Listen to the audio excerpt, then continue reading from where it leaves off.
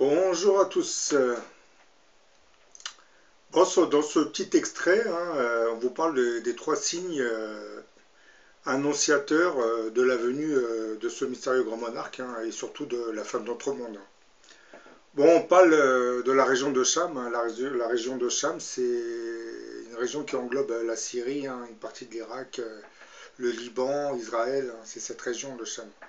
Ensuite, on nous parle des bannières noires, mais ça, j'en ai déjà parlé dans d'autres vidéos. À travers ces bannières noires, en réalité, on nous annonce l'imminence de l'arrivée de ce mystérieux grand monarque. Mais là, je vais vous parler d'un fait d'actualité qui a eu lieu aujourd'hui. La télévision d'État syrienne vient d'informer son peuple que plusieurs missiles auraient frappé tôt dans la matinée de ce lundi 9 avril 2018 une base aérienne de l'armée syrienne dans la région de Homs. Elle serait la réponse envoyée par Trump au régime syrien suite à une présumée attaque chimique contre la ville rebelle de Douma, dans la Ghouta orientale. Bon, là, je vous ai mis une carte de la Syrie. La Ghouta orientale se trouverait là.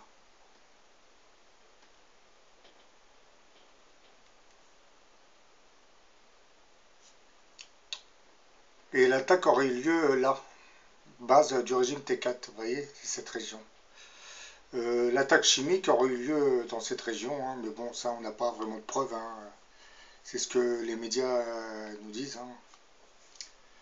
La Russie a attribué la responsabilité de ce raid à Israël. Le ministère russe de la Défense aurait déclaré que deux avions de combat F-15 israéliens auraient tiré 8 missiles sur la base à partir de l'espace aérien libanais. 5 des 8 missiles auraient été abattus par la défense antiaérienne syrienne, qui était bien entendu aidée par les Russes. La Syrie a formulé peu après les mêmes accusations, après avoir dans un premier temps pointé du doigt les États-Unis qui ont démenti toute implication. L'État hébreu, lui, n'a fait aucun commentaire dans l'immédiat. Bon, il y a de fortes probabilités que M. Trump ait contacté son homologue israélien pour l'encourager à faire, du moins à mener ce genre d'attaque. Selon la télévision de Damas, l'attaque aurait visé la base de Tia, également appelée T4 contre les villes entre les villes de Homs et Palmyre, dans le centre du pays, et elle aurait fait plusieurs morts et blessés. Donc vous avez la ville de Homs et Palmyre, et la base de Tia, ça se trouve là. C'est ce qu'on appelle la base du régime T4. Située dans une zone désertique stratégique, proche des principaux gisements gaziers syriens, la base T4 est utilisée par la force Al-Quds, c'est-à-dire c'est l'unité d'élite des gardiens de la révolution islamique iranienne, qui, comme vous le savez, est alliée de Damas dans la guerre civile syrienne. Elle abriterait aussi d'importantes forces russes, donc il y a une forte concentration de troupes militaires dans cette région dite T4. Vous avez les gardiens de la révolution, vous avez des troupes russes et vous avez d'autres troupes aussi étrangères. Cette guerre en Syrie, qui dure depuis plusieurs années, semble avoir été prophétisée il y a de cela plusieurs centaines d'années. Ce serait l'un des signes annonciateurs de la venue de ce mystérieux grand monarque qu'on appelle le Mahdi. Et logiquement, si ce grand monarque est le fameux antéchrist que nous annonce la Bible, ça sous-entendrait que cette guerre serait un des signes qui annoncerait la fin de notre monde aussi. Dans l'Ancien Testament, le livre d'Isaïe raconte la déportation du peuple juif à Babylone, puis son retour et la reconstruction du temple de Jérusalem. Au chapitre 17, il est écrit,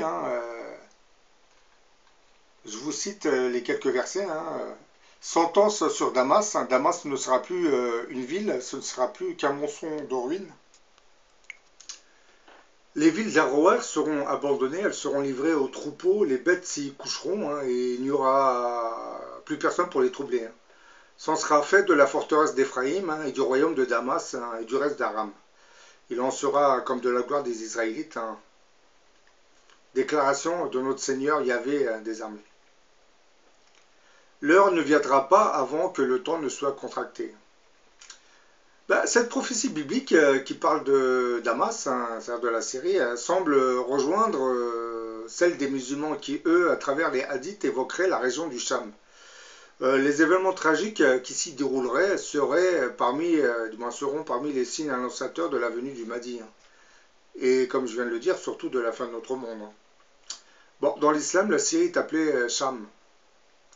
Mais historiquement parlant, lorsqu'on parlait de Cham, on faisait surtout allusion à la Grande Syrie, qui englobait la Syrie actuelle, le Liban, la Palestine, qui est Israël, bien entendu, la Jordanie et une partie de la Turquie, avec un petit morceau de l'Irak. Donc la région du Cham, c'est assez vaste, elle englobait plusieurs pays, comme vous venez de l'entendre. D'après les hadiths, la région du Cham, qui intègre la Syrie et une partie de l'Irak et d'autres pays, jouerait un rôle assez important vers la fin des temps, du moins. C'est un rôle, ça serait ce qui s'y passera, ça sera annonciateur de la fin, de l'imminence de la fin de notre monde. On rapporte entre autres que le prophète de l'islam aurait dit la capitale des musulmans le jour de la grande tuerie sera Damas, une des meilleures villes du Cham. Autre dit, la citadelle forte des croyants, c'est la terre de Cham. Le prophète aurait dit le Cham est le lieu de l'ultime rassemblement ainsi que la terre de la résurrection. Donc là, on peut dire qu'à travers ces hadiths, tout est dit. Ce qui se passerait dans cette région du Cham nous annoncerait en fait la venue de ce personnage qu'on appelle l'Antéchrist. Et comme vous le savez, l'arrivée de l'Antéchrist annonce lui-même la fin de notre monde. C'est pas très très rassurant tout ça. Parce que si ce qui se passe en Syrie, en Irak est la confirmation de toutes ces prophéties ou hadiths, on est dans les temps annoncés par la Bible et les hadiths. Parce que nous, on voit cette guerre comme le malheur des Syriens, mais bon, je pense que à travers cette guerre, c'est un peu le châtiment que Dieu envoie à une humanité pécheresse. C'est un peu les signes avant-coureurs de ce qui nous attend dans quelques années. Ça va être encore pire. Parce que dans quelques années, ça va s'étaler sur une échelle planétaire, ce que vous voyez en Syrie. C'est malheureux à dire, mais c'est ce qui va se produire dans quelques années. Et en plus de toutes ces guerres qui se préparent, vous allez voir les caprices climatiques, les cataclysmes climatiques qui sont annoncés, entre autres, dans l'Apocalypse de Saint Jean. Ça n'aura rien à voir avec nos tempêtes, nos tornades.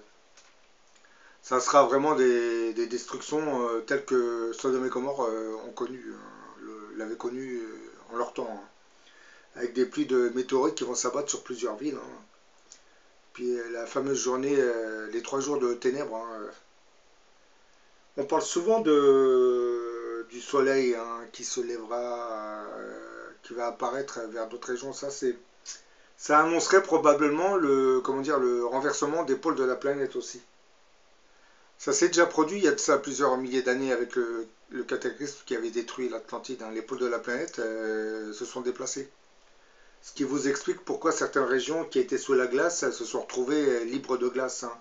Et qui explique pourquoi les vieilles cartes des mers qu'on a retrouvées au XVe siècle montraient certaines régions du nord, du Groenland et du nord, du moins dans le nord, vers le pôle nord, libres de glace. Parce que ces régions en réalité n'étaient pas au pôle nord. C'est lors du déplacement des pôles, ces régions se sont retrouvées carrément au nord, donc ça a gelé, puis ils ont été recouvertes de glace. Les cartes de ce fameux Périas qui aurait été retrouvé au XVe siècle avaient été faites avant le renversement des pôles, avant que toutes ces terres soient complètement gelées. Ce qui explique pourquoi on voit des sortes de montagnes, alors qu'au Groenland, vous avez que de la glace, c'est recouvert de glace. On a commencé à comprendre cela grâce aux satellites américains qui, eux, peuvent percer la couche de glace et voir ce qui s'y passe réellement. Et ils ont découvert les configurations, du moins la terre qu'ils ont retrouvée sous le Groenland, correspondait à ce que les cartes de Périas montraient. Ce qui indiquerait ce qui prouverait que ces cartes avaient bien été faites il y a de ça plusieurs milliers d'années avant que le Groenland ne soit recouvert de glace. Donc cette région du Groenland était un peu plus au sud il y a plusieurs milliers d'années. Il y a de fortes probabilités pour que ce renversement de pôle se reproduise. Je ne sais pas dans combien de temps. Bon, pour ceux qui ont vu le film le jour d'après, vous avez remarqué que la ville de New York était sous les glaces. Donc, je me pose cette question, est-ce que les pays nordiques, le Canada et les États-Unis vont pas pivoter vers le nord si les pôles commencent à pivoter les pôles de la planète? Ce qui, logiquement, aura une incidence sur ces régions, puisqu'ils vont se recouvrir de glace. Quant à la France, bon, peut-être qu'elle va se rapprocher un peu plus des pôles, mais bon, ça sera peut-être le nord qui sera recouvert de glace dans je ne sais pas combien d'années. Parce que je ne peux pas vous donner de date, je sais juste qu'on va peut-être assister à un pivotement des pôles. Ça ne sera pas énorme, mais ça va quand même recouvrir certains pays, hein. Bon, voilà, je vous dis à la prochaine pour une autre vidéo. J'ai fait cette vidéo pour vous parler juste de ce qui se passe en Syrie, hein, cette région du Cham, hein, dont la guerre avait été prédite il y a de cela plusieurs centaines d'années, hein, par les deux religions monothéistes, hein, le christianisme et l'islam, hein. Dans le christianisme, c'est le prophète Isaïe qui en parle, hein. Quant à l'islam, ce sont des paroles prises dans les hadiths. Là, on parle de la terre de Cham, hein. Bon, à la prochaine pour une autre vidéo.